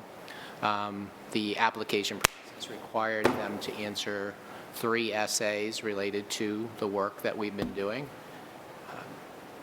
We have some good writers, so I'm pretty excited that we're starting the process. The committee itself has access to the applications over the next couple of weeks, and we'll be bringing all 6 candidates in, assuming they all accept the request to be interviewed, on a marathon session from noon till 8 p.m. We typically have done it over 2 days, but just given everybody's schedule and the fact that we reached out to, people who work for a living outside of the school system, we felt it was more efficient to do it in one day and then have our collaborative conversation at the end of that day. Once that piece is done, Suzanne will take the 2 finalists through the district. She'll introduce them to various groups inside the district, and we'll have a parent night as well. And then when I return, I'll have all the data that all of those groups have put together, because we have a process that we'll be using. And I will take the last step in the process and interview the 2 candidates and make a decision on which one I think meets our needs. And then I will have that recommendation for you, Michael, in the first meeting in June. 1 asterisk, if we get through all those 6 applications and everybody just goes, then we would go back out. Did I miss anything, Heather, Lucy, Brian? We're really excited about 8 hours of interviews. Really excited. So that's it. All right. Public comment? Anybody for public comment? Public commenters must be residents of the district. I'm cheating. But I just, since we brought up ELOs, I did want to also mention that Mr. Sean Peschel, our ELO coordinator, is ELO Coordinator of the Year for 2022. So I just wanted to make sure you were aware of that also. Excellent. We should bring him to a meeting so we can throw laurels at his feet. All right, future meeting dates are noted there, and we do not have any non-public for tonight, so is there a motion to adjourn? Brian? Adjourn. For a second? Michael? Are you suggesting that we need a recess? Because Yeah, I think we should. It's not, we have a second. Is all in favor? 7 in favor. We're adjourned.